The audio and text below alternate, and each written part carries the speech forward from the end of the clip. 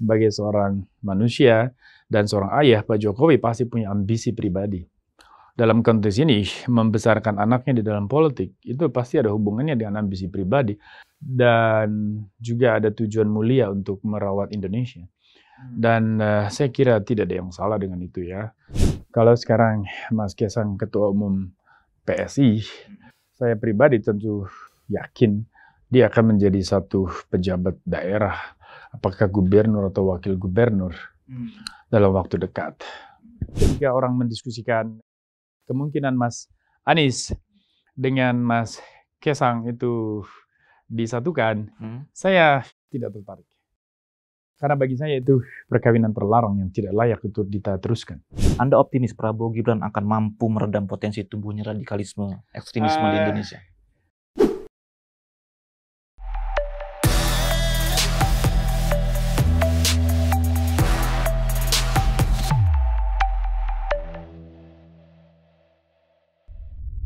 Kawan Akurat, berjumpa lagi bersama saya Aldi Gultom dalam program Bincang-Bincang Akurat Talk. Kena tuh barang. Ini fenomena menarik. Jokowi efek masih sangat diperhitungkan karena auranya masih sangat kuat. Padahal sang presiden mendekati akhir jabatan. Jokowi efek sudah terbukti pada Pilpres 2024 yang kemarin. Pasangan Prabowo Gibran menang telak. Sejumlah pakar politik meyakini pengaruh Jokowi akan kembali berperan besar dalam Pilkada serentak 2024. Meski sang politikus Solo sudah lengser sebulan sebelum Pilkada digelar. Sudah terlihat dari sekarang, nama anak dan menantunya cukup moncer di survei politik. Pengaruhnya di koalisi Indonesia Maju pun disebut-sebut masih cukup kuat. Sampai kapan Jokowi efek masih bersinar? Sekuat apa peran Jokowi dalam perpolitikan nasional sebelum maupun sesudah pelantikan presiden dan wakil presiden yang baru nanti? Kita membahasnya bersama pakar politik kondang, abang kita, Boni Hargens. Bang Boni Hargens, terima kasih Bang sudah hadir dalam studio Akuratko. Sebelumnya kita bertemunya di luar studio. Iya, kita pernah di luar ya. Di luar. Sekarang Bang Boni bersedia untuk masuk ke studio Akuratko. Terima kasih Bang. Bang Boni, langsung aja nih Bang. Kita flashback dikit Bang Boni. Walau sudah banyak dibahas publik, namun ini menjadi pembuka kita untuk mendiskusikan lebih dalam. Sejauh mana sih Anda melihat peran Jokowi efek dalam pemenangan Prabowo Gibran di Pilpres kemarin, Bang? Iya, pertama sekali bahwa Pak Jokowi ini seperti yang kami duga dari 2014 gitu ya, akan menjadi sosok sentral di dalam pembentukan wacana politik nasional di masa depan, dan itu terbangun betul dalam 2 periode, 10 tahun. Pak Jokowi ini kuat karena dulu dia simbol dari kaum populis ya, kelompok-kelompok yang mengutamakan rakyat lah, mengidolakan rakyat. Dan kemudian kebijakan politik beliau kan juga sangat populis ya, pro rakyat. Bahwa kemudian di dalam proses kekuasaan 2 periode ini banyak dinamika, banyak juga pro kontra terkait paradigma pembangunan yang mungkin bagi sebagian orang agak bergeser. Itu saya kira sangat manusiawi. Tetapi yang pasti Pak Jokowi sukses menjadi tokoh besar di dalam politik Indonesia yang bahkan mengalahkan orang-orang yang memiliki partai politik. Itu prestasi besar karena Pak Jokowi hanya petugas partai, kemudian dia bisa mengendalikan begitu banyak partai dan terbukti dengan terbentuknya Koalisi Indonesia Maju dan memenangkan Pak Prabowo dan Mas Gibran Rakabuming. Nah, ini satu keberhasilan besar yang kemudian berlanjut dengan beberapa tambahan keberhasilan mantu dan anak beliau ya, Mas Bobi di Sumatera Utara, dan saya kira juga di Pilkada nanti 27 Desember ini kemungkinan besar menang karena selain mayoritas partai mendukung, juga popularitas Mas Bobi jauh di atas yang lain. Ini juga keberhasilan Pak Jokowi. Lalu Mas Kaisang Pangarep, saya dari awal percaya ini anak muda yang punya potensi sendiri, lepas dari ayahnya. Tapi kita tidak bisa pungkiri juga bahwa pengaruh Pak Jokowi juga sangat besar di dalam perjalanan karir dan pembentukan citra politik seorang Kaisang Pangarep. Kalau sekarang Mas Kaisang Ketua Umum PSI, saya pribadi tentu yakin dia akan menjadi satu pejabat daerah, apakah gubernur atau wakil gubernur dalam waktu dekat. Karena dia punya potensi. Dan juga didukung oleh seorang ayah, ya Jokowi, yang per hasil survei Kompas masih 80% disukai oleh pemilih Indonesia.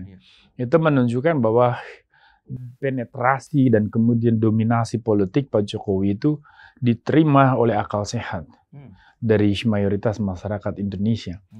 Bahwa kita semua menyadari pergolakan Pilpres 2024 itu bukan pergolakan yang mudah. Banyak orang mencela dan menyindir Pak Jokowi karena dianggap menggeser bandul demokrasi dari tangan masa depan menuju ke masa lalu. Tetapi sebetulnya kalau kita bawa ke dasar yang paling dasar dari arus sejarah ini, kita harus membaca ada nuansa positif, ada perspektif yang baik yang Pak Jokowi sedang rawat, ya. Dia ingin menjaga haluan sejarah ini masih pada koridor.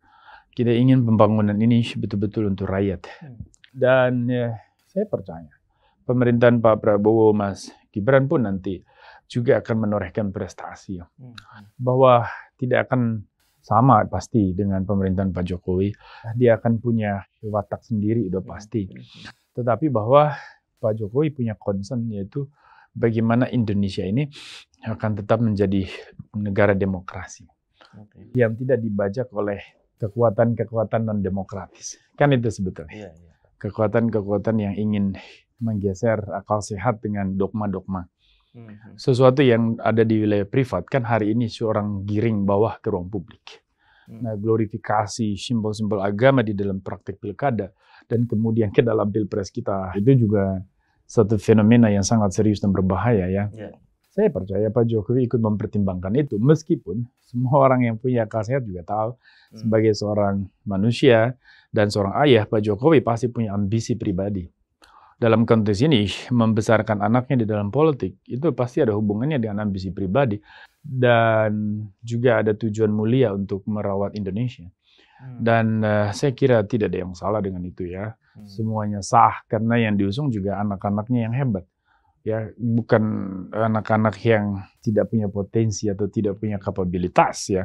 Mas Gibran, Mas Kaisang itu kan latar belakang pendidikannya juga bagus, pengalaman. Jadi buat saya siapapun yang pasti sepanjang mereka memiliki misi atau visi yang baik untuk kepentingan umum, kita harus menerima itu. Jadi Bang Boni juga melihat bahwa Jokowi efek ini kan bersinar sampai pegelaran pilkada nanti. Pak Jokowi ini akan terus memiliki dampak. Tidak hanya sepanjang jadi presiden. Saya membacanya Pak Jokowi punya efek besar itu sampai kapanpun. Sepanjang konstelasi politik lintas partai ini, terutama di tubuh Koalisi Indonesia Maju ini, itu masih bisa dirawat, ya. Artinya sepanjang integrasi di antara partai-partai ini masih terjaga seperti yang ada sekarang. Yang kita perlu perhitungkan adalah faktor non-Jokowinya. Misalnya terjadi pergolakan di tubuh Golkar, itu bisa mengubah kiblat politik partai. Atau apa yang akan terjadi di tubuh partai Gerindra atau Partai Demokrat. Ya, setelah misalnya Pak Prabowo atau Pak Agus tidak lagi menjadi ketua umum misalnya, atau Pak SBY tidak lagi menjadi ketua Dewan Pembina. Itu akan menjadi faktor-faktor lain. Ya, tetapi terlepas dari perubahan itu, saya kira Pak Jokowi masih punya pengaruh besar di kalangan partai-partai ini, sehingga kalaupun nanti berakhir di Oktober, Pak Jokowi masih dipandang sebagai tokoh pemersatu di antara partai-partai KIM ini, Koalisi Indonesia Maju ini. Sebagai pemersatu, tentu saja orang akan menyandarkan harapannya pada Pak Jokowi untuk melihat dan memperoleh dukungan dan pengaruh di daerah. Nah, pemilihan kepala daerah ini tentu ada dampaknya dari konstelasi Pilpres. Ya, maka kita lihat banyak sekali daerah yang kandidatnya diusung oleh Koalisi Indonesia Maju. Nah, ini artinya bahwa kontestasi di Pilpres 2024 sebetulnya tidak selesai di Februari kemarin. tetapi terus berlanjut di pilkada. Sampai November nanti. Yes, maka itu juga yang akan kita baca ketika kita membahas Jakarta misalnya. Nah, saya di kesempatan lain mengatakan, kalau kita maunya konflik pilpres selesai, kita harus mulai dari Jakarta. Caranya bagaimana? Ya, kita harus memiliki kandidat yang memungkinkan PDI Perjuangan dan partai utama dari Koalisi Indonesia Maju bisa berkoalisi. PDIP Gerindra misalnya? Ya, PDIP Gerindra tentu saja sama-sama partai nasionalis, punya visi, misi yang sama untuk Indonesia, sah-sah saja.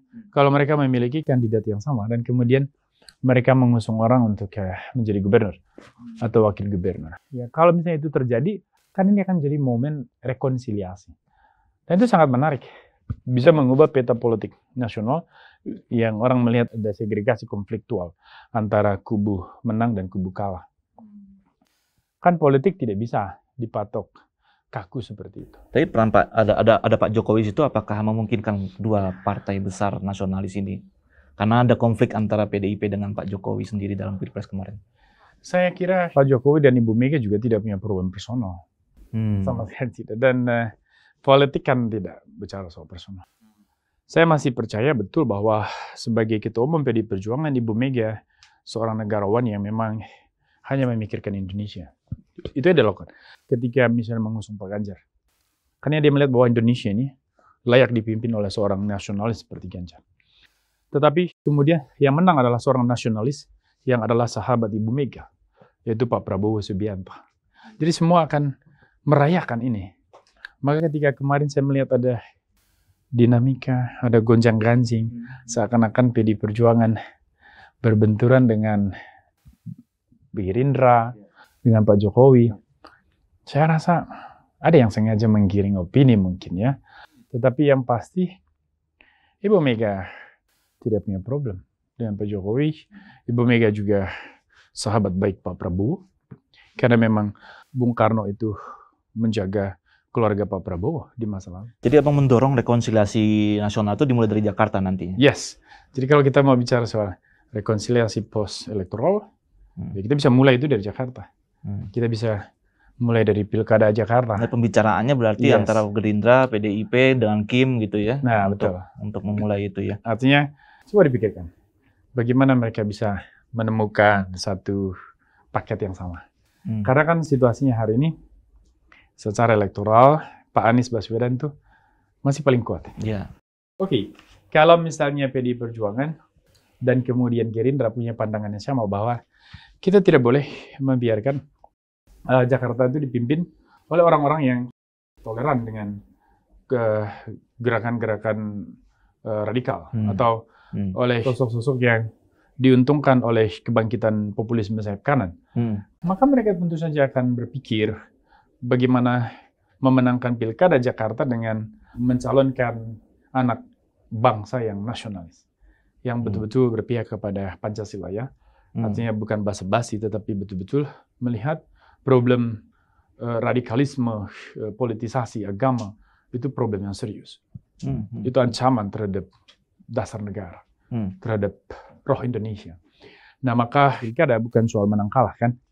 Maka ketika orang mendiskusikan kemungkinan Mas Anies dengan Mas Kaesang itu disatukan, saya tidak tertarik. Karena bagi saya itu perkawinan terlarang yang tidak layak untuk kita teruskan. Oh gitu. Dan tidak boleh itu terjadi. Bukan karena Pak Anies orang yang tidak baik. Pak Anies orang hebat ya. Saya tahu betul orang yang cerdas dan toleran. Tetapi ketika Pak Anies tidak pernah merasa bersalah atau bahkan merayakan kemenangannya di Pilkada 2017 karena dukungan kelompok radikal, saya kira disitulah Pak Anies sudah gagal sebagai pemimpin. Maka saya tidak mengharapkan itu terjadi. Mas Kaesang tentu saja sebagai game changer. Saya katakan Mas Kaesang itu game changer. Dimanapun dia dimajukan sebagai gubernur atau wakil gubernur, akan menentukan proses menang kalah di dalam pemilihan. Kenapa? Karena sosoknya yang muda dan juga punya talenta dan putra seorang presiden. Tentu saja Mas Kaesang akan mengubah itu pola permainan di mana dia maju. Kalau Mas Kaesang maju di Jakarta, dia akan bisa menggeser bandul Jakarta yang sudah lama dikuasai oleh PKS dan juga masih dikuasai oleh Pak Anies di atas survei. Saya kira itu bisa mengubah peta. Tergantung nanti Mas Kaisang akan maju dengan siapa. Didukung oleh partai mana. Nah, kalau misalnya konflik pilpres masih berlanjut di sini, tidak ada rekonsiliasi, akan sulit memang. Jakarta akan terus seperti ini. Artinya bahwa panorama politiknya, medan penguasaan ininya masih di pelaku-pelaku yang sama, masih dilakukan. Tetapi kalau memang punya gagasan untuk mengubah pemain utama di politik Jakarta, ya Anda harus ada berharap Kaisang, rekon. Yes. Anda berharap Kaisang bisa bermain di situ? Dia memang menjadi game changer. Dia seharusnya harus terlibat. Bukan di Jawa Tengah, bukan di daerah lain. No, kenapa saya keberatan kalau Jawa Tengah? Karena kalau Jawa Tengah itu kan basisnya benteng yang dibangun puluhan tahun oleh PD Perjuangan. Itu akan sangat berat buat Mas Kaisang untuk meyakinkan masyarakat di sana. Meskipun saya tahu bisa menang, tetapi ada efek sampingnya, yaitu melahirkan dendam baru terhadap PD Perjuangan. Dan itu tidak baik buat masa depan Pak Jokowi dan keluarga Pak Jokowi. Karena politik bukan bicara hari ini, tapi bicara jangka panjang. Saya tidak mau nanti gara-gara Mas Kaisang menang di Jateng, hubungan PD Perjuangan dengan keluarga Pak Jokowi makin runyam. Sesuatu yang seharusnya memang tidak ada masalah, tetapi terlalu diputar-putar di ruang media sosial jadi menjadi masalah. Kalau maju di tempat lain juga bisa saja, tetapi sekali lagi harus melihat konteks politik di situ dan juga konteks maju dalam pilkada itu. Kalau Jakarta itu lebih kontekstual dan konteks politiknya lebih mendukung. Kenapa? Mayoritas pemilih Jakarta itu kan pemilih rasional dan yang dominan di dalam membentuk wacana politik di media sosial itu adalah Gen Z, generasi Z. Nah, ini generasi-generasi yang mandiri, subjektif dan objektif. Subjektif dalam pengertian dia mandiri mengambil sikap, tidak dimobilisasi oleh kekuatan manapun. Dia objektif dalam pengertian dia melihat isi kepala orang. Dia melihat rekam jejak. Ini orang benar, visi misinya bagus, dia dukung. Nah, disinilah Mas Kaisang ini akan ditantang. Visi misinya, gagasannya. Orang akan melihat bahwa dia memang seseorang, punya sesuatu, bukan karena anak presiden. Nah, kalau dia maju di sini, peluang dia didukung oleh kaum muda itu besar. Lalu kemudian dia juga bisa menjadi pemersatu partai-partai politik. Karena saya percaya kalau Mas Kaisang maju di Jakarta, banyak partai politik juga akan berkoalisi di sana. Tapi bagaimana Anda menilai pertemuan Kaisang dengan DPP PKS yang baru terjadi kemarin? Itu memang ada gerakan untuk menyatukan Mas Anies dengan Mas Kaisang. Kita tidak bisa pungkiri. Ya, kita tidak bisa pungkiri ada gerakan itu. Kenapa? Karena ada yang berharap untuk menang saja. Saya bilang jangan pernah berpikir pemilihan itu soal menang kalah saja. Jangan. Karena itu akan mewarisi sesuatu yang tidak baik ke depan. Kita harus berpikir bagaimana menang dengan mewarisi keutamaan-keutamaan atau nilai-nilai yang baik. Maka kita harus menjaga pertama sekali konstitusi dan dasar negara kita. Semangatnya, rohnya. Jadi kalau orang-orang yang sudah dianggap cacat dari aspek ideologi, itu seharusnya tidak bisa dirangkul sebagai sahabat. Meskipun sebagai manusia kita harus saling respect. Meskipun politik mengatakan bahwa tidak ada kawan, tidak ada lawan. Tetapi kan itu perspektif kaum liberal. Hati-hati. Pandangan itu pandangan liberal. Kita bukan negara liberal. Kenapa kita harus menjadi liberal? Ini yang orang kan seakan-akan udahlah manusiawi kalau politik itu tidak ada kawan, tidak ada lawan. Hey, itu pandangan kaum liberal. Seni kemungkinan. The art of possibilities. Iya. Who gets what, when, and how, kata Laswell. Iya. Tetapi kan Laswell itu murid dari sekolah pragmatisme itu. Mazhab pragmatisme itu. Dan dia liberal murni. Ya, kita bukan orang liberal. Politik kita adalah politik untuk hajat hidup orang banyak. Politik kita adalah untuk merawat ideologi negara. Pancasila kan. Konstitusi kita. Merawat kepentingan umum. Kemaslahatan bersama. Kan itu. Bang Boni, Jokowi efek ini cukup besar di ujung periode kedua. Di saat seorang presiden petahana biasanya sudah disebut lemdak. Efek lumpuh. Ya kan? Survei Litbang Kompas malah menyebut tingkat kepuasan masyarakat masih 75,6%. Tertinggi selama pemerintahan periode kedua Jokowi. Yang terbaru kayaknya 80 ya? Hampir 80 ya Bang. Sebenarnya faktor yang paling besar apa sih Bang? Dari tingkat kepuasan masyarakat dan Jokowi efek ini masih berlaku sampai sekarang gitu. Padahal sudah di ujung masa periode. Saya kira pertama itu kerja konkret Pak Jokowi. Itu nomor satu. Ya. Orang melihat bahwa Pak Jokowi itu memang benar-benar bekerja. Dan memang dia bekerja. Semua orang menjadi saksi ya. Dari Sabang sampai Merauke. Pak Jokowi itu benar-benar bekerja. Dan kedua, ada beban. Ketika Pilpres, Pak Jokowi mengusung anaknya dengan mengubah aturan berdasarkan keputusan Mahkamah Konstitusi. Lalu orang coba membandingkan di kepala itu, di ranah akal sehat. Mana yang lebih berat? Ambisi mendorong putranya sendiri jadi wakil presiden, atau kebaikannya sebagai presiden yang bekerja untuk rakyat selama 10 tahun. Ya, ya. Seiring berjalannya waktu, kita lihat opini mulai bergeser. Yang tadinya mayoritas orang itu mencela, mengkritik di media sosial negatif semua tentang Pak Jokowi, akhirnya orang mulai tenang, mulai lagi berpikir mandiri, dan mulai merasakan kebaikannya sebagai presiden. Tidak bisa dilupakan. Kerja nyata, keberpihakan, kerja keras untuk kepentingan rakyat tidak bisa dilupakan. Bahwa ia berambisi mengusung anaknya, ya itulah manusia. Pak Jokowi juga manusia. Pada akhirnya orang akan berpikir begitu. Saya menduga kuat, itulah yang membuat mayoritas pemilih masih melihat Pak Jokowi sebagai pemimpin yang memuaskan. Pemimpin yang membanggakan. Tingkat kepuasan sampai 80%. Ya. Jadi kalau dampaknya ke pilkada otomatis. Pencinta Jokowi itu kan bukan cuma relawan. Pencinta Jokowi terbanyak itu kan masyarakat yang diem. Bagaimana dengan Gibran, Bang? Ini memberikan warna tersendiri kan di pemerintahan baru nanti. Sebagai wapres, mewakili kalangan anak muda, sekaligus anak dari mantan presiden yang 10 tahun menjabat. Anda menilai karisma dan gaya kepemimpinan Jokowi itu akan turun nggak ke seorang Gibran? No. Mas Gibran itu punya gaya sendiri. Saya nggak melihat Mas Gibran itu meniru Pak Jokowi.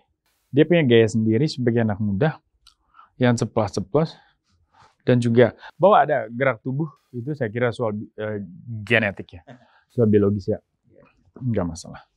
Tapi kan sama sekali tidak ada hubungan. Artinya secara politik Mas Gibran punya kemandirian. Bang Bodi, sejauh mana Anda memprediksi hubungan Pak Prabowo dan Pak Jokowi setelah terbentuk dan berkuasa pemerintahan baru secara konstitusional per Oktober nanti, Bang? Ada dua kelompok orang yang coba membangun opini.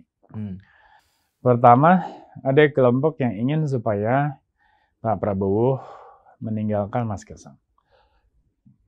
Ada kelompok yang ingin kebersamaan itu makin solid.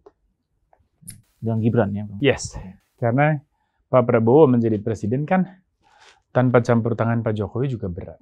Tentu itu jasa. Saya kira Pak Prabowo yang saya kenal orang yang sangat tahu berterima kasih.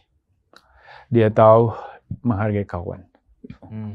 Jadi saya percaya opsi kedua tuh, kelompok kedua tuh yang akan berkuasa, menang. Yaitu kelompok yang ingin Pak Prabowo dengan Mas Gibran tuh solid ke depan. Kalau mereka solid, itu kan menggambarkan respect terhadap Pak Jokowi itu stabil. Iya.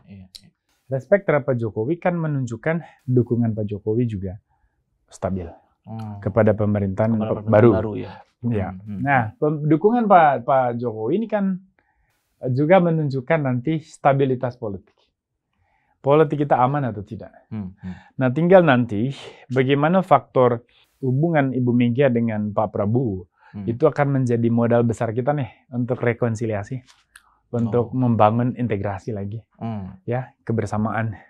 Karena tidak mungkin kita terkotak-kotak ya. Ada yang menang, demokrasi mengatur begitu, kita harus hargai. Yang menang memerintah, yang kalah boleh ambil bagian, boleh juga menjadi kekuatan penyimbang. Kekuatan penyimbang itu kan kalau dalam tradisi negara-negara maju memainkan peran oposisional kan, ya beroposisi. Tapi kan demokrasi kita bisa saja tidak memakai istilah itu.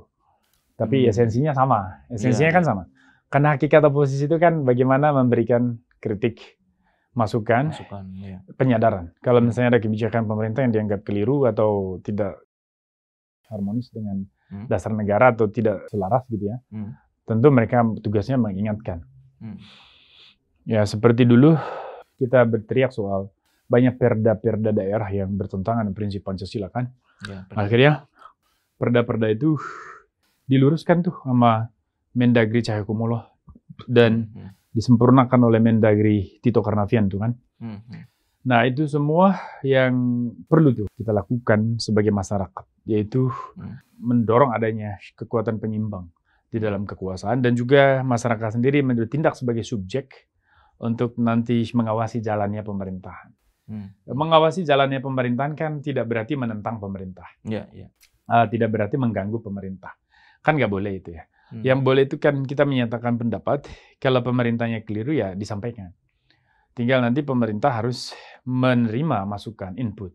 Karena demokrasi mewajibkan setiap pemerintah harus terbuka terhadap masukan, terhadap aspirasi, kepentingan. Bang Boni kembali ke radikal kanan tadi Bang sedikit.